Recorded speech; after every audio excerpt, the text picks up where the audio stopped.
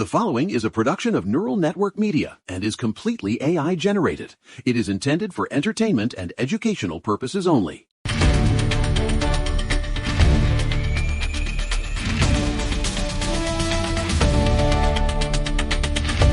the main bunker, where the wood stove is humming and the world outside is, well, let's just say it's leaning into the madness, welcome back to the Neural Right.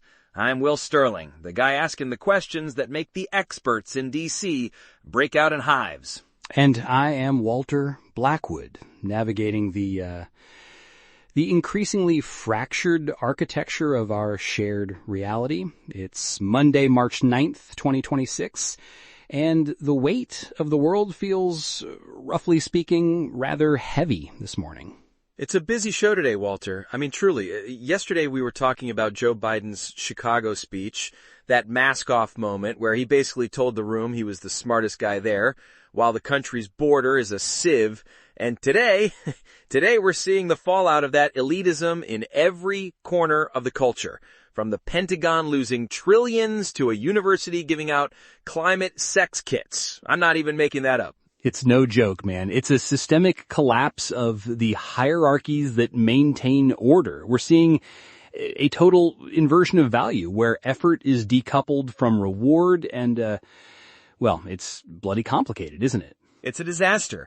But before we get into the heavy lifting, can we talk about Tucson, Arizona? What is going on here? You're referring to the reproductive health emergency kits being distributed at the University of Arizona? Exactly. The University of Arizona teamed up with the Center for Biological Diversity, because apparently we're all just endangered species now, distributed these kits on Friday.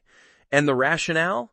They say these are essential for climate-fueled severe weather emergencies. Right. I mean, think about it. Flash floods, wildfires, your first thought, according to the elites, should be, do I have enough lubricant and emergency contraception? I mean, it's absolute insanity. The last major fire in Tucson was in 2020. They're telling kids to prepare for a flood by what? Making sure they have condoms? Why are they doing this? Well, you see, it's the manifestation of the devouring mother archetype. It's an attempt to provide care that is, roughly speaking, totally disconnected from the actual competence required to survive a crisis. Instead of teaching these young people how to build a fire or store clean water or maintain a hierarchy of needs, they provide a symbolic safety net of ideological items. It's an abdication of the responsibility to teach actual survival. It's pathetic. It really is. It's more than pathetic, Walter. It's a distraction. While they're handing out these kits, the actual architecture of being, as you call it, is crumbling. Look at the Los Angeles Marathon this past weekend. Oh, the mile 18 option. This one actually makes me want to weep for the state of the individual. Right? The McCourt Foundation, the organizers, told 26,000 runners that if the 84-degree heat was too much, they could just quit at mile 18. And the best part?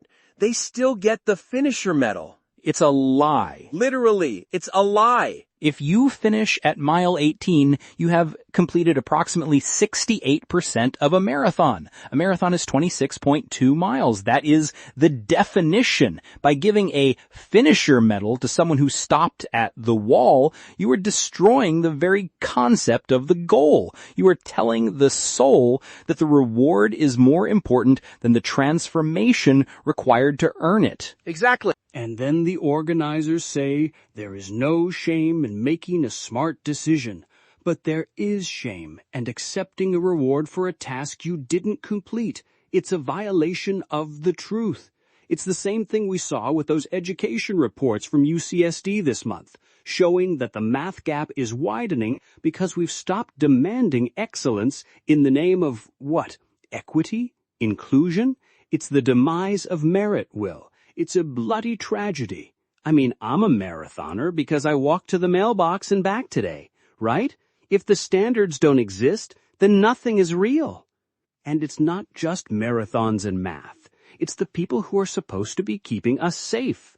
You're talking about the tragedy in Virginia? Yes. Stephanie Minter, 41 years old, a mother. She's at a bus stop in Fairfax County, minding her own business, and she's stabbed to death. By who? Abdul Jallo, a guy from Sierra Leone with, get this, over 40 prior arrests. 40! Including rape and malicious wounding. Oh goodness, 40 arrests? And wait, it gets worse. ICE put a detainer on him in 2020. But because Fairfax County is a sanctuary jurisdiction, they ignored it. They let him out. And a leaked email from March 5th shows the police actually warned the prosecutors that this guy was going to kill someone. They said it wasn't a question of if, but when. And the prosecutors, they just dropped the charges anyway. It's the chaos dragon, Will. When the state refuses to enforce its own boundaries, when it prioritizes the global citizen over the actual citizen it is sworn to protect, it is no longer a state. It is a machine for producing victims. They hate you, Walter. That's the only explanation. The ruling class in Fairfax County cares more about their sanctuary status than they do about a mother at a bus stop. It's the same thing we talked about yesterday with the ICE waste. $160 million on empty beds while they let 40-time losers walk the streets? It's a lack of accountability, and it's systemic. And speaking of accountability, did you see the Pentagon audit? Their 8th consecutive failure. It's almost a comedy at this point. If it wasn't so, well, terrifying. They can't account for 63% of $3.8 trillion in assets. I lose my car keys and my wife looks at me like I'm an idiot, but the Pentagon loses track of a global spares pool for the F-35 and they ask for a budget increase to $1.5 trillion? Really? Well, the GAO report, GAO 2610551, was just released, and it says the OMB doesn't even have a complete inventory of federal programs. They literally don't know where the money is going. Think about it. They want to track every $600 transaction you make on Venmo, but they can't find $1 trillion in their own basement? Why are they doing this? Because they don't work for us. They work for the machine. It's a failure of stewardship. And when stewardship fails, resentment grows. And that resentment, Rill, it's a poison. It's what leads to the breakdown of the family unit, which we're seeing in the schools, though there is, roughly speaking, a bit of a silver lining there. You mean the Great Correction? Yes, the smartphone bans. 35 states now. I love this. I mean, finally. 35 states, California, New York, Texas, they're all doing it.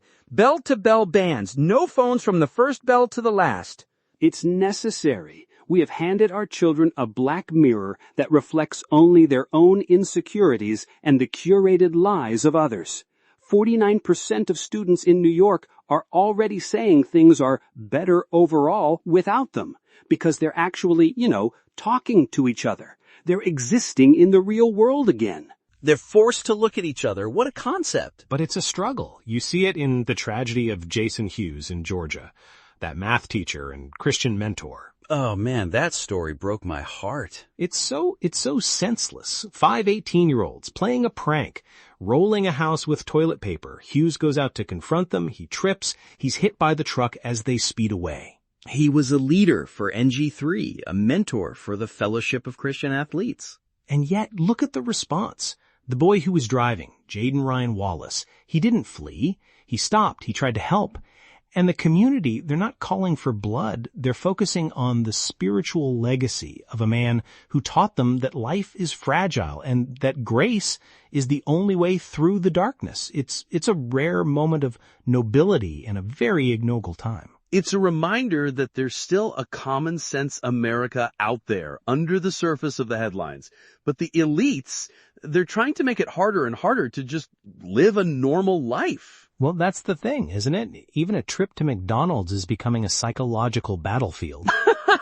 The authenticity war. I love this. So McDonald's CEO Chris Kempczinski does this viral video for the Big Arch Burger, their biggest burger ever. And he's trying to so hard to be candid and real. And the CEOs of Wendy's and Burger King are just mocking him. It's a battle for the value consumer. But Walter, it's an $8 Big Mac. A combo meal is a luxury for 78% of Americans now. They've jacked up prices 100% in a decade, and now they're doing taste tests to prove they're still one of us. It's insulting. Fast food has traditionally been the default, cheap option for the working man.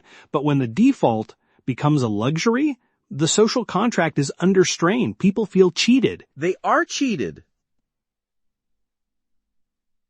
Before we get back to the analysis, let's deal with a hard reality. Real independence isn't free. This entire network, from this show to our flagship, the Neural Daily, exists because one man, Eric Christensen, decided to build it himself. He didn't ask for a government grant. He invested his own capital and technical expertise to architect a media platform that respects your intelligence. If you value that kind of meritocratic building, back it up. And don't limit yourself to just the politics. Get the full strategic picture by subscribing to the Neural Daily and the rest of the network. Support the builder and you support the mission. Okay, we're back, and we need to talk about the main event, the thing that actually, finally, someone in Washington is thinking about the citizens first. You're talking about the SBA's new rules? I'm talking about Kelly Loeffler and the SBA putting their foot down as of March 1st. If you want an SBA-backed loan, the 7A or the 504 program, your business has to be 100% owned by U.S. citizens. It's a major shift. It's huge. Think about this. Previously, green card holders, lawful permanent residents, they could get these loans. Now, if you have a 1% stake in a company and you're not a citizen, no loan. It's a strict boundary. And you see, from a psychological perspective, boundaries are essential for identity. If being a citizen doesn't afford you specific, unique rights and privileges, then citizenship as a concept ceases to exist. It becomes roughly speaking, a meaningless label. Exactly. Why are we using American taxpayer dollars, money that comes out of your paycheck, to fund businesses owned by people who haven't even committed to being citizens yet? Well, the counter-argument, which we should discuss, is that these green card holders are often, they're productive. They pay taxes. They're part of the economic fabric. I don't care. I really don't. We have an $18 trillion debt. We have a $1.5 trillion deficit. We have to prioritize. Kelly Loeffler said this is about protecting the American people against invasion. It's about making sure the job creators we support are actually, Americans. But Will, we're already seeing an 18% decline in loan volume for the 7A program. Some analysts say this is going to push entrepreneurs toward non-bank lenders who charge much higher interest rates. Is it worth the economic contraction? Is it worth the contraction? Walter, what is the price of sovereignty? If we're just an economic zone where anyone can walk in and get a government-backed loan, then we're not a country. We're a shopping mall with a flag. I understand the impulse, truly, but we have to be careful of resentment. If we tell legal residents, people who followed the rules, that they are now less than in the eyes of the SBA, we risk creating a class of people who feel, alienated from the very system we want them to join. Then they should become citizens. That's the point. It's an incentive to join the architecture of being as an American. Well, it's bloody complicated because it ties into the whole election integrity debate, the Save America Act, the idea that you must prove citizenship to vote. Which is another common sense win. Truly, why is this even a debate? Every poll shows Americans, by 80%, want voter ID. They want to know that only citizens are voting. And yet the ruling class treats it like we're asking for something radical. It's the same archetype we discussed earlier, the rejection of boundaries, the globalist view that everyone is anyone, but a house without walls is just a floor, and a nation without citizenship requirements is just a crowd. And the crowd is being fed garbage, Walter. They're being fed climate sex kits and mile 18 marathons and $8 Big Macs while their money is being lost by the Pentagon. It's a crisis of meaning. It's a crisis of common sense. But this SBA rule, this is the first brick in the wall of the Great Correction. We are starting to say, no, this is ours. This is for us. And if that makes the globalist class uncomfortable, good. It is a return to the sacred hierarchy. The citizen is at the top of the responsibility structure for the nation. Without that, the whole thing collapses into what we're seeing in Fairfax County. Total chaos. Total failure. It's no joke, man. It's no joke. We're out of time, but listen, if you're at home, if you're in your car, and you're looking at these stories and thinking, what is going on here? You're not crazy. The world is trying to tell you that 18 miles is 26, that $1.5 trillion is missing, and that your citizenship doesn't matter. They're wrong. Clean your room, speak the truth, and remember that your sovereignty as an individual is the only thing standing between us and the abyss. And remember, they hate you, but we're here. Roughly speaking. See you tomorrow. This concludes.